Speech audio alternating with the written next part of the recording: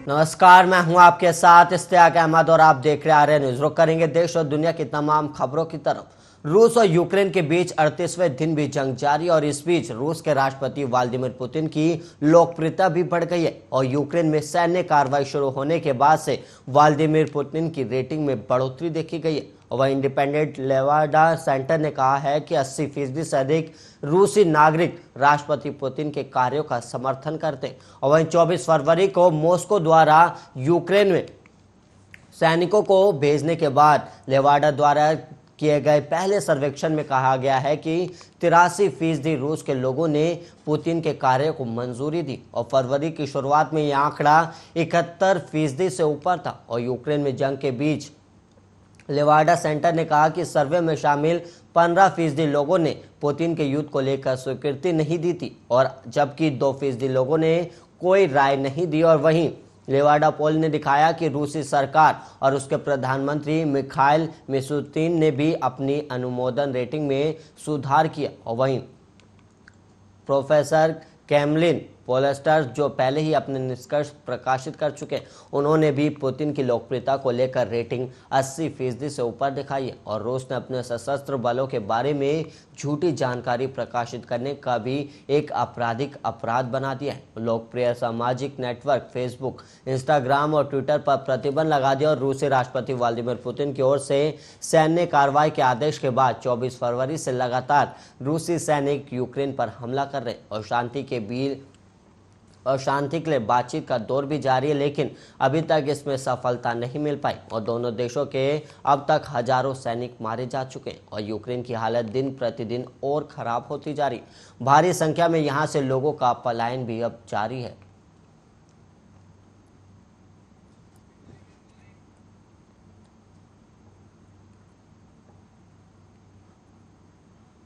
वहीं अब खबर श्रीलंका से है, जहां पर श्रीलंका की अर्थव्यवस्था डगमगाने के बाद जनता सड़कों पर उतर आई है और वहीं राजधानी कोलंबो समेत पूरे देश में हिंसा और हंगामे का दौर चल रहा है। और बेकाबू होते हालात के बाद राष्ट्रपति गोटाबाया राजपक्षे ने कल देर रात इमरजेंसी का ऐलान भी कर दिया। और वहीं कल राष्ट्रपति भवन के बाहर प्रदर्शन के लिए हजारों लोग जुटे थे और नाराज लोग राष्ट्रपति से पद छोड़ने की अपील कर रहे हैं। और आम लोगों को लगता है कि आर्थिक बदहाली के लिए मौजूदा सरकार की नीतियां ही जिम्मेदार हैं। और वहीं कोलंबो में हिंसा का दौर जारी है और लोगों ने गाड़ियों में आगजनी की है और पुलिस की गाड़ियों तक को नहीं छोड़ा गया। और वहीं सुरक्षा बल और आम लोग आमने सामने आ गए और लोगों को भगाने के लिए फायर गैस छोड़ी गई और अब तक की हिंसा में श्रीलंका में 10 लोग भी घायल हो गए तो वहीं 50 से ज़्यादा लोगों को हिरासत में भी लिया गया और हालात इतने बिगड़ गए हैं कि स्पेशल टास्क फोर्स को बुलाना पड़ा, लेकिन हालत काबू में नहीं आ पा रहे। और वहीं राष्ट्रपति गोटाबाया राजपक्षे ने एक गजट जारी करते हुए 1 अप्रैल से इमरजेंसी लागू करने का ऐलान कर दिया और श्रीलंका में सरकार को बड़ा फैसला लेना पड़ा क्योंकि जनता गुस्से में सड़कों पर उतर चुकी है। और जनता के गुस्से की वजह यह है कि देश में फ्यूल और गैस की भारी कमी हो गई है और श्रीलंका सरकार के पास तेल आयात करने के लिए विदेशी मुद्रा भंडार की बड़ी कमी है और नतीजा लोगों को पेट्रोल डीजल के लिए घंटों लाइन में लगना पड़ रहा है। और देश के हालात क्या हैं, इस बात से अंदाजा लगाइए कि शिक्षा विभाग के पास कागज और स्याही खत्म हो गई है और वहीं परीक्षा निश्चित काल के लिए टाल दी गई और श्रीलंका के करीब 2.2 करोड़ लोगों को काफी लंबे समय तक बिजली की कटौती का सामना भी करना पड़ रहा है। और वहीं 13 से 14 घंटे बिजली काटी जा रही है और आलम यह है कि यहाँ लोगों के लिए दूध पेट्रोल से भी ज्यादा महंगा हो गया और 2 वक्त की रोटी भी मुसीबत से मिल रही है।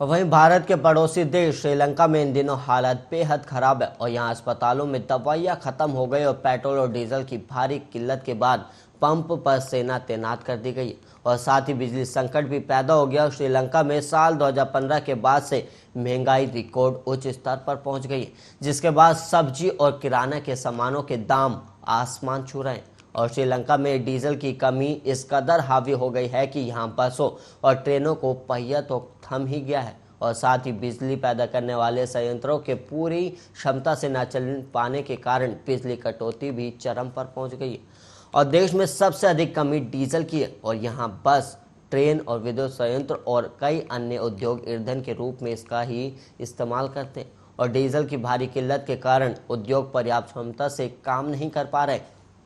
और श्रीलंका के ऊर्जा मंत्री जामिनी लोकोगेन का कहना है कि देश में ईंधन और गैस लेने के लिए लगी लोगों की कतार को खत्म करने में कम से कम 7 महीने लगेंगे।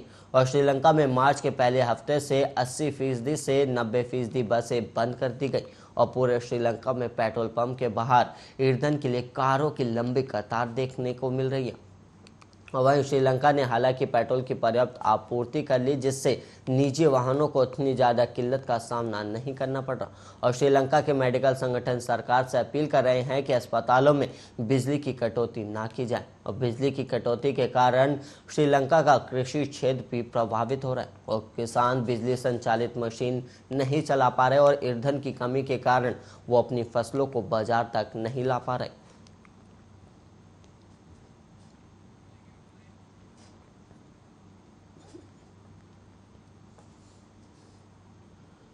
और वहीं पाकिस्तान में सियासी उथल पुथल जारी है और इमरान खान का पाकिस्तान के पीएम पद से हटना लगभग तय माना जा रहा है। और रविवार यानी कल इमरान खान की सरकार गिर भी सकती है और इसके बावजूद इमरान इस्तीफा देने को तैयार नहीं है। और इमरान ने आखिरी गेंद तक पारी खेलने का मन बनाते हुए कहा कि ये बाजी पलट जाएगी। दरअसल पाकिस्तान के निजी चैनलों को दिए गए एक इंटरव्यू में इमरान खान ने खुले शब्दों में कहा है कि वो विपक्ष के सामने आखिरी गेंद तक लड़ेंगे। और इस दौरान उन्होंने विपक्ष पर कड़ा वार भी किया। उन्होंने कहा कि विपक्ष पूरी तरह भ्रष्टाचार में लिप्त है और इनका पैसा विदेशों में जमा है और अपने बैंक अकाउंट सीज होने के डर के चलते इन लोगों ने विदेशी ताकतों का साथ दिया। और वहीं इमरान खान ने आगे कहा कि मेरे परिवार के खिलाफ गलत बातें फैलाई जा रही, मेरी बीवी का चरित्र हनन किया जा रहा है और मेरी जान को भी खतरा है। वहीं पाकिस्तान की फौज के बारे में इमरान खान ने उनकी मुखालफत की और की बजाय मजबूत करने की बात कही है।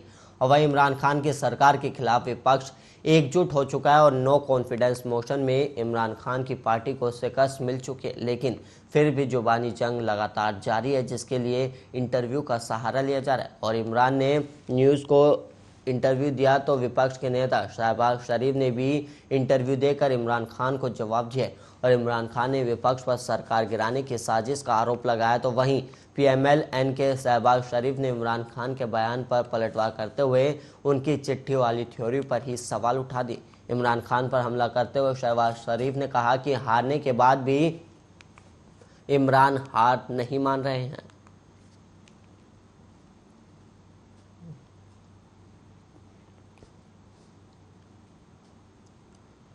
वहीं चीन ने लाहौर ऑरेंज लाइन परियोजना से संबंधित पाकिस्तान से 55.6 मिलियन अमेरिकी डॉलर का बकाया मांगा है और इस्लामाबाद को नवंबर 2023 तक इस रकम को अदा करने के लिए कहा गया। और China railway north industries corporation ने लाहौर ऑरेंज लाइन प्रोजेक्ट के समय पर पूरा होने के बावजूद विभिन्न भुगतानों में देरी को उजागर करते हुए पंजाब मोस्ट ट्रांजिट अथॉरिटी से यूएसडी की बकाया राशि जारी करने की मांग की है। वहीं स्थानीय मीडिया के अनुसार पाकिस्तान को मार्च तक 45.3 मिलियन और इस साल के अंत तक 10.3 मिलियन अमेरिकी डॉलर की शेष बकाया राशि चुकता करनी होगी। दरअसल ये प्रोजेक्ट 25 महीने की देरी के बाद 8 अक्टूबर 2020 को पूरी हुई और इसमें 922 मिलियन अमेरिकी डॉलर का खर्चा आया था। वहीं लाहौर ऑरेंज लाइन परियोजना मुल्क पाकिस्तान की पहली मेट्रो लाइन है और साल 2020 में इस लाइन पर दोनों की आवाजाही शुरू हुई और इस परियोजना के बाद पब्लिक के लिए भीड़ भाड़ वाले लाहौर शहर में सफ़र करना आसान हो गया। और इस प्रोजेक्ट के बनने के बाद जहां बस से कहीं जाने में अगर 2.5 घंटे लगते हैं तो मेट्रो से वहां महज 45 मिनट में पहुंचा जा सकता है।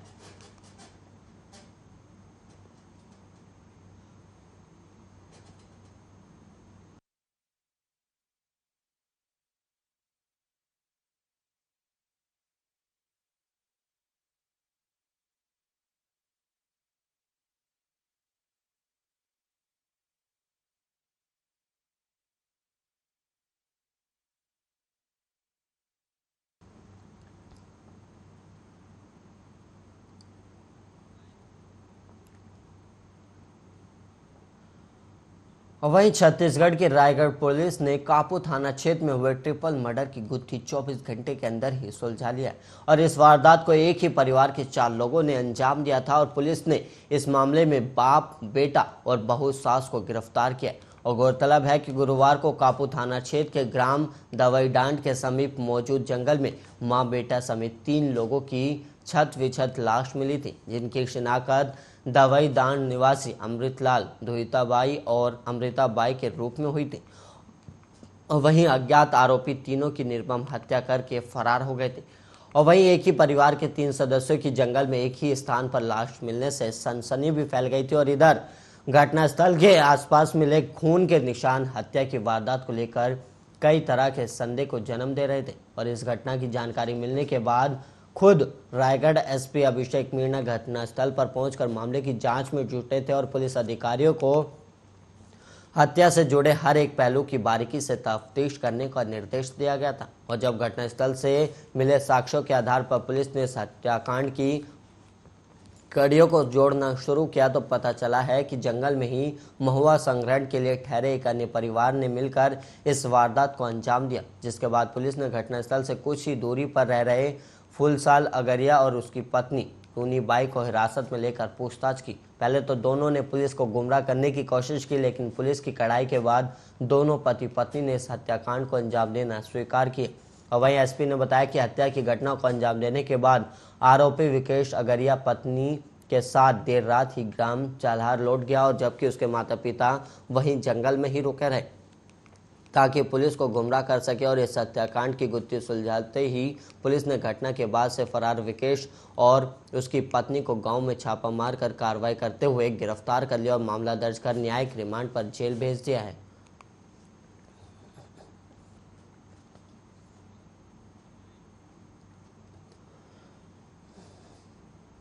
वहीं अप्रैल का महीना शुरू होते ही आम लोगों पर जैसे महंगाई का बम फूटा है और खासकर दिल्ली एनसीआर के लोगों पर तो महंगाई का ट्रिपल अटैक हुआ और एक के बाद एक 3 बड़े फैसले लिए गए। शुरुआत कल सुबह से हुई जब कमर्शियल सिलेंडर की कीमतों में एक साथ 250 रुपये का इजाफा कर दिया गया और इसके बाद सीएनजी से चलने वाली कार के मालिकों को झटका दिया गया। सीएनजी की कीमत भी 80 पैसे प्रति किलो बढ़ा दी गई और फिर हुआ घर के किचन पर महंगाई का अटैक हुआ जब एक साथ पीएनजी गैस की कीमतों में प्रति किलो 5 रुपये 85 पैसे का इजाफा कर दिया गया और वहीं बढ़ी हुई कीमतें लागू भी हो चुकी है। और कीमतें बढ़ने के बाद अब दिल्ली में 1 यूनिट पीएनजी की कीमत 36 रुपये 61 पैसे, तो वहीं नोएडा और गाजियाबाद के लोगों पर ये और भारी पड़ने वाला है। दोनों शहरों में 1 यूनिट पीएनजी की कीमत 41 रुपये 71 पैसे हो गई है और कीमतें बढ़ाने के पीछे ग्लोबल फैक्टर की दलीलें दी जा रही, लेकिन लोगों पर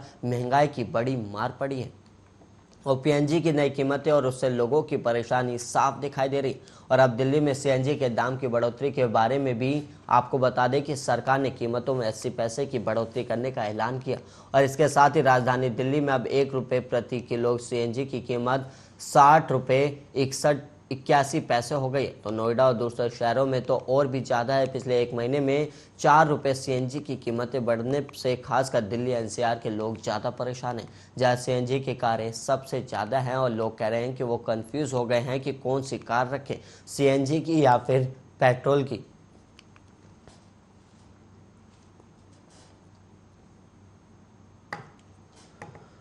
और वहीं उत्तर प्रदेश के गाजियाबाद जिले की इंदिरापुरम पुलिस ने एक मॉल स्थित एक स्पा सेंटर में छापा मारकर अनैतिक देह व्यापार में लिप्त रहने के आरोप में 5 पुरुष और 4 महिलाओं को गिरफ्तार किया है। और पुलिस ने शुक्रवार को ये जानकारी दी और पुलिस के अनुसार पकड़े गए आरोपियों की पहचान नितिन, राशिद, अजय कुमार, कुणाल और अंकित के तौर पर हुई है, जबकि 4 महिलाओं को भी गिरफ्तार किया गया। वहीं क्षेत्राधिकारी इंदिरापुरम अभय कुमार मिश्रा ने बताया कि स्पा सेंटर की आड़ में अनैतिक देह व्यापार को बढ़ावा दे रहा था और पुलिस ने बताया कि सपा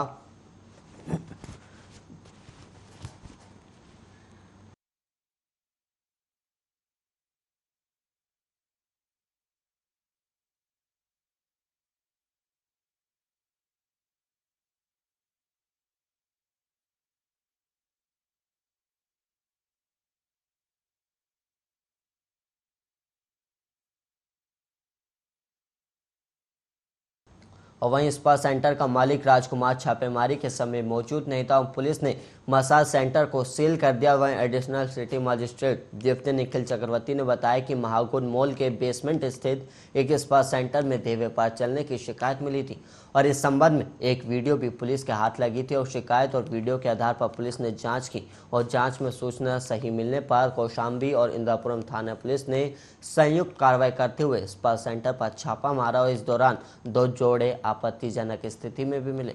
इसके अलावा आपको बता दें कि टीम ने मौके से नितिन निवासी मंडावली दिल्ली, राशिद अलवी निवासी पुरानी सीमापुरी दिल्ली, अजय कुमार निवासी सीमापुरी और वहीं कुणाल कुमार निवासी साहिबाबाद और अंकित निवासी न्यायखंड इंद्रापुरम समेत 4 महिलाओं को भी पकड़ा और स्पा सेंटर में दिल्ली और गाजियाबाद के ग्राहक आते थे और वहीं संचालक व्हाट्सएप के माध्यम से कॉल कर ग्राहकों से बात करता था और पुलिस संचालक की तलाश कर रही है। और पुलिस के अनुसार स्पा सेंटर में छापे के दौरान दिल्ली की युवतियां भी पकड़ी गई और पूछताछ में युवतियों ने बताया कि संचालक ने उन्हें अधिक पैसे कमाने का लालच देकर यहां लाया था।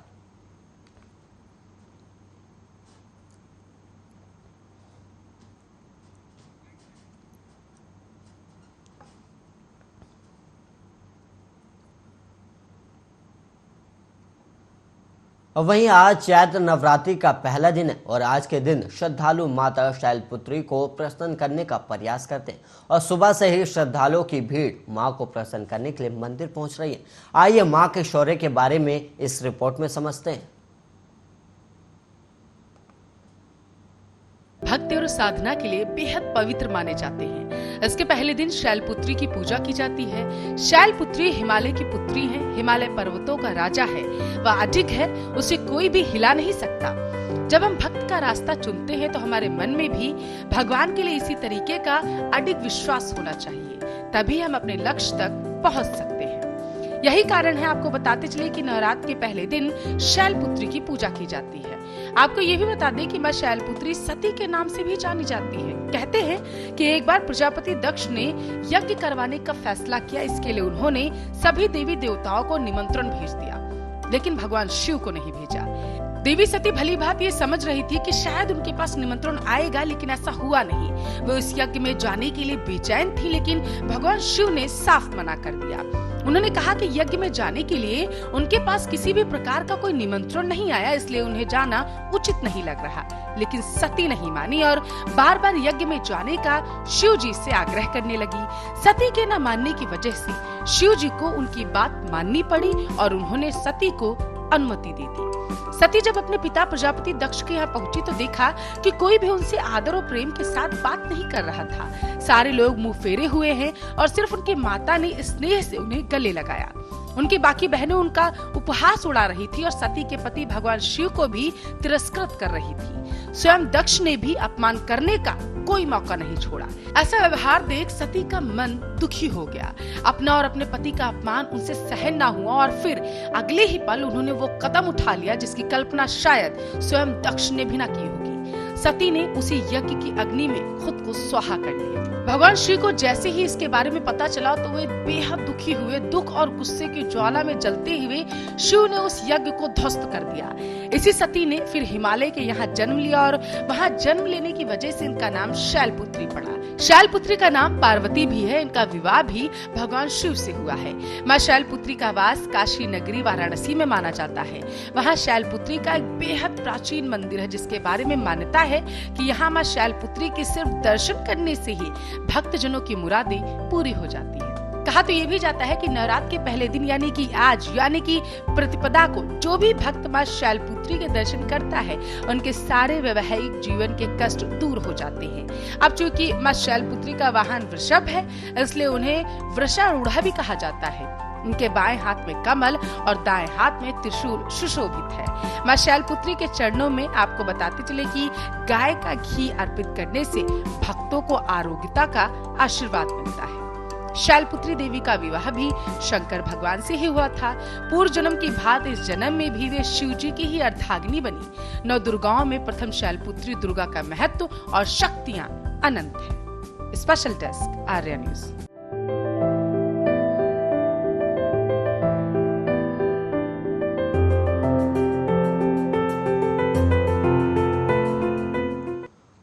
और इसी के साथ इस बुलेटिन में इतना ही। देश और दुनिया की तमाम खबरों के लिए आप बने रहिए आर्य न्यूज के साथ।